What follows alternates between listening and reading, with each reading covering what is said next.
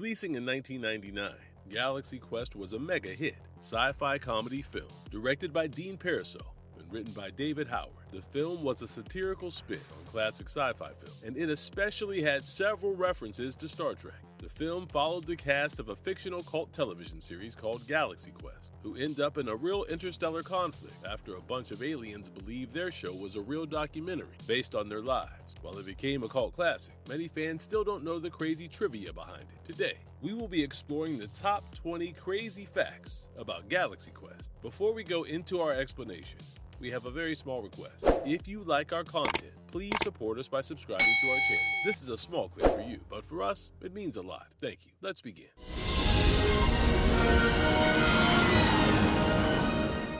The director swap that nearly changed everything. To begin with, DreamWorks Studios had hired Harold Ramis before finally settling on Dean Parisot, after a casting dispute led Ramis to change his mind about the project. When DreamWorks founding partner Jeff Katzenberg invited Tim Allen for lunch to discuss his lead role, Harold Ramis was also at the table, and he seemed to have conflicting views about casting Allen. Ramis envisioned an action star who had a flair for comedy, as opposed to a comedy star who could also do some action, and even other actors that were associated with the project, such as Sigourney Weavers, expressed their frustration over Ramis' casting choices. He wanted to cast actors who had done any sci-fi projects, while Weaver believed that those who were already involved in the sci-fi genre would be better suited to add a touch of comedy to the film. Ramis wanted to cast Alec Baldwin in the lead role, but the actor turned the role down, and Tim Allen was then looped in to play Jason Nesmith. Unfortunately, Ramis disagreed with this choice, and even gave up his role as the director in a couple of weeks, leaving the slot wide open for Dean Parisot.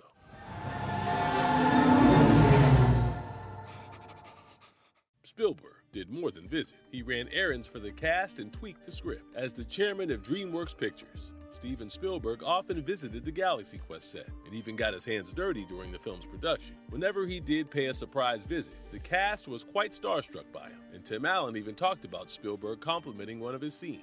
Even Alan Rickman and Daryl Mitchell talked about their experiences with him on set, and Mitchell even stated that he shared a really cool moment with Spielberg when he got him a bottle of water. While being in the mere presence of someone so accomplished and seasoned might be enough to stun the actors, the fact that Spielberg ran errands on set and personally complimented the actors might have been a once-in-a-lifetime experience for the cast. Besides this, Spielberg even made a couple of changes to the script and suggested that they add a human element that allows fans to connect with the movie. He also pointed out that Missy Pyle's role was relatively short and that she should be in more than just a couple of scenes. This is what prompted her character's relationship with Tony Shalhoub's character, even if this was not a part of the original script.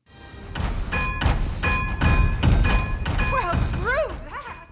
The film's PG rating truly led the creators to make tough calls and edits. While the film's original script called for an R rating, the studio decided that they wanted to go for a PG rating instead. While there was an R-rated director's cut filled with sex scene, nudity, and a whole lot of profanity, producer Lindsay Collins talked about how they had to re-edit the entire film to make it PG. In order to achieve this, they had to edit out several scenes, but some of these scenes were left in with some dubbing and audio editing. For instance, there's a scene where Sigourney Weaver's character screams the F word, but Dean Parisot did not want to ruin the essence of the scene by shooting coverage on that. Instead, they dubbed the phrase, "screw that," over the original audio, and Parisot even admitted that he intentionally dubbed it poorly so adult fans would notice what she was actually saying. Additionally, the film also had hardcore gore and on-screen massacres in addition to sexually explicit scenes where Sigourney tries to seduce the aliens, all of which had to be deleted from the final cut.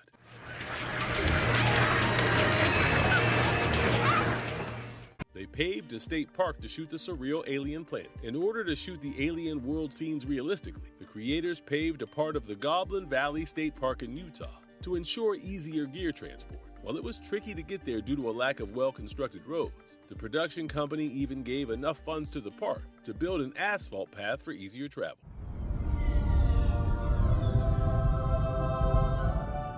One of the scenes took a jab at Shatner's character from Star Trek. Since Galaxy Quest was a satirical spin on legendary sci-fi films, it included many references to cult classic franchises, such as Star Trek. In fact, the rock monster in Galaxy Quest was a mock tribute to William Shatner, who had desperately tried to include rock monsters in the finale of Star Trek V.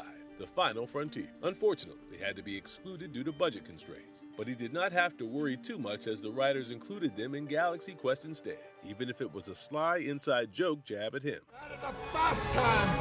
Gosh, I'm doing it. I'm repeating the darn computer. Alan Rickman personally removed Sir from his role. Alan Rickman played the role of Alexander Dane, who was initially supposed to hold the Sir title after being knighted by Queen Elizabeth. However, Alan Rickman went through the script and felt like this was uncharacteristic of Alexander Dane, and personally ensured that they removed this title. While he hasn't been addressed as Sir throughout the film, a slight mistake in editing resulted in him being listed as Sir Alexander Dane in the credits. General! The ship's serial number is a coded Trek joke. While we've explored the tribute to the rock monsters in Star Trek, Galaxy Quest was actually filled with many such jokes and references for hardcore Star Trek fans. Another such reference was the NSEA Protector's serial number, NTE 3120. Fans did wonder about the significance behind the number, and it was soon revealed that NTE stood for not the Enterprise.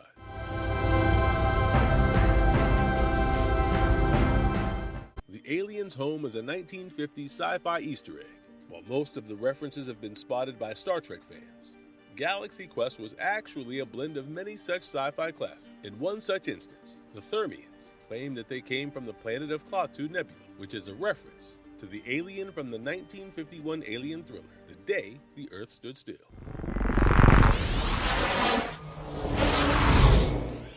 All the detailing that went behind the mind-blowing alien effects created in mere weeks. Stan Winston was credited with working on the costume designs for the Thermians, as well as the other creature, and he worked closely with Ramis, and eventually with Steven Spielberg, to bring these designs to life. In order to build the Thermians, Stan Winston's crew designed 5 brightly colored, cable-operated silicone puppets, and even had to mold 45 tentacles for every single one of them. These puppets were constructed, painted, and designed with great attention to detail. And merely 2 weeks before filming, Spielberg had second thoughts about their design. He wanted them to have a humanoid appearance, as opposed to the bizarre puppet design. But Stan eventually talked to him and got him to change his mind about the Thermians. The original design was retained, and Stan personally believed that they looked just great. To bring the reptilian antagonist, Saurus, to life, the team used a system that translated the actor's facial movements directly to the makeup appliance, something Stan, despite calling himself technically averse, managed to pull off with impressive realism. They also designed the makeup look for Alan Rickman's character, Alexander Dane, who's supposed to be an alien on the fictional show that takes place within the movie.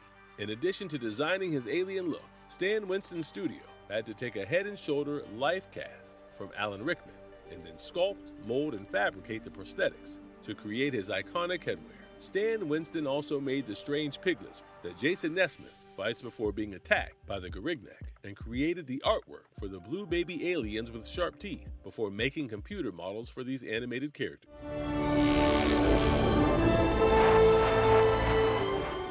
Tim Allen was a huge prankster on set, and he even turned down another sci-fi blockbuster for this role. While working on Galaxy Quest, Tim Allen had turned down a role in the sci-fi blockbuster Bicentennial Man, which eventually starred Robin Williams in the same role. He stated that the role did not have a sense of humor, and he was more interested in Dean Parisot's vision for Galaxy Quest. While it would have been interesting to see him in Bicentennial Man, fans are quite glad that Tim Allen stuck to Galaxy Quest, as his performance played a great role in making this film such a cult classic. Interestingly, he was not the first choice for the role, but DreamWorks founder Jeffrey Katzenberg reached out to him and declared that they had the perfect character for him to use his smart-ass skills. This was what caught Tim Allen's interest, and he even passed on the offer to work in an Angel movie that eventually did not see the light of day. All of this was truly for the best, as he had quite a blast on the sets of Galaxy Quest. In fact, the rest of the cast and the director also joked about how he was quite a comedian while they were waiting to shoot anything. Missy Pyle described it as working with 12-year-old boys, while Dean Parisot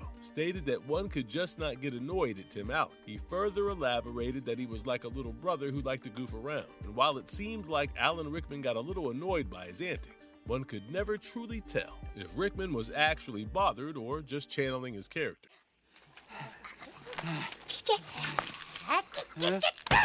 The show's fake revival mirrors real Star Trek history. Galaxy Quest also referenced the time gap between the first 2 Star Trek series, which spanned about 18 years, from 1969 to 1987. This reference squeezes its way in at the end of the film, where a trailer for the return of the Galaxy Quest series mentions that the show will be returning after an absence of 18 years.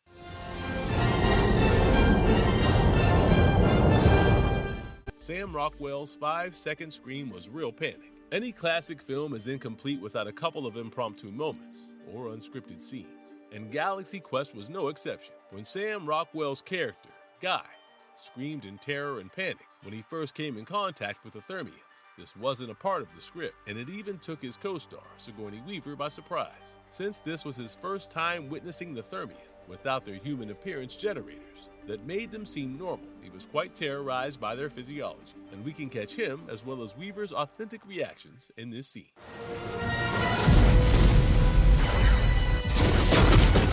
All about Sigourney Weaver's attempts at keeping film props and costumes. After the film's shooting was complete, Sigourney Weaver kept her signature blonde wig with her as a memento, in addition to many other props on set. In fact, she even asked if she could keep the silicone pad devices that enhanced her figure and were used to pump up her breasts through the costume, and was allowed to keep them. In quite a silly manner, she even encouraged co-star Missy Pyle to keep some mementos, and even whispered to her to steal her costume on the last day of shooting.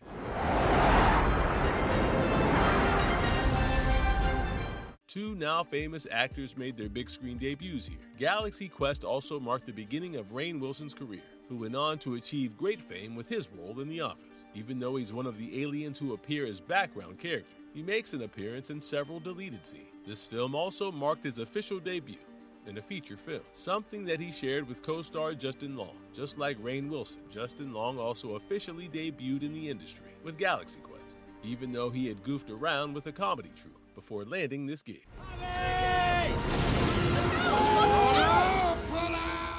Deleted R-rated scene that explains Gwen's torn costume. While we've explored the studio's decision to release Galaxy Quest as a PG-rated film, many R-rated scenes were already shot and edited when this decision was made. As a result, there were a few discrepancies in the continuity of shots, and one such shot involved Gwen flashing her breasts at the bad guys to distract. However, this scene was edited out, and the final result showed Gwen walking into the room with the captain with her shirt slightly open. A few seconds later, her shirt is ripped off, while we can see her bra, and the brief skip to this scene was a result of the editors cutting out the part where she flashes her body. While most viewers would not notice this change, it caught the attention of a few fans, who always wondered why Gwen's costume was torn without any explanation.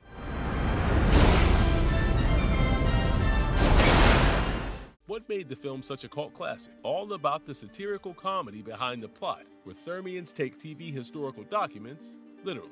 While we've accepted Galaxy Quest as a hit parody of the sci-fi genre, what makes the movie truly such a hit is the fact that the parodies have been quite inventive. There are no direct references to any franchise or films, and Dean Parisot's satirical blade has slashed through many fandoms with many obvious, as well as not so obvious jokes at the expense of Star Trek and other such franchises. It's quite a good mix of an entertaining plot and cliché sci-fi tropes, and fans truly praise the film's plot for its sheer entertainment value. The plot follows Jason Nesmith as he plays Commander Peter Quincy Taggart on a fictional Galaxy Quest television show alongside cast members such as Gwen DeMarco, Fred Kwan, Tommy Webber, and Alexander Dane. During one of their conventions, Nesmith ends up running into a bunch of aliens and mistakes them for fans who had just dressed up to attend the event, while the alien leader, Mathesar, explains that his people were known as the Thermians and that they needed his help. Nesmith assumes that they just want him to play along as Commander Taggart while he starts acting. Nesmith even loops the rest of the cast into this gig, as they soon realize that they've been transported to an actual spaceship. The film takes an even more interesting turn, as they're expected to deal with an intergalactic tyrant, especially after the Thermians stumbled upon their show and believed it to be a historical record of their accomplishment. As these actors team up to face actual alien threats and communicate their point to the Thermian, the creators managed to add a bunch of references that pay homage to the sci-fi genre through the cast of Galaxy Quest.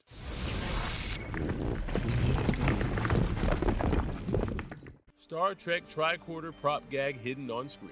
Galaxy Quest has created a parody out of many iconic Star Trek sequences, and one such scene referenced Leonard Nimoy's goof-up with the triquarter in the first season of the original Star Trek. As Mr. Spock, Nimoy's character often holds his triquarter upside down, as he was not quite familiar with the prop at the start of the show. Galaxy Quest references this act through Dr. Lazarus, who often holds the tracking device upside down on the rock planet. Lieutenant Laredo even points this out and makes a joke about how he thought Dr. Lazarus was smart because he saw him leading the group to find the closest beryllium sphere before realizing that he was holding the device wrong.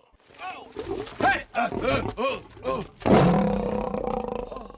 Galaxy Quest almost got a sequel. After the success of the first film, Sam Rockwell talked about their plans to release a sequel with Amazon, but the deal eventually did not come through. Unfortunately, they couldn't find anyone to fill in the void left behind by Alan Rickman's death, and Tim Allen's schedule was also filled to the point where he couldn't have come back for the sequel. In these circumstances, the sequel fell through, but Paramount Plus later announced its plans to develop a spin-off television series, while actor/comedian Paul Scheer was rumored to be writing it. The executive who had greenlit this project left Paramount Plus in 2018, and the project was put on hold indefinitely.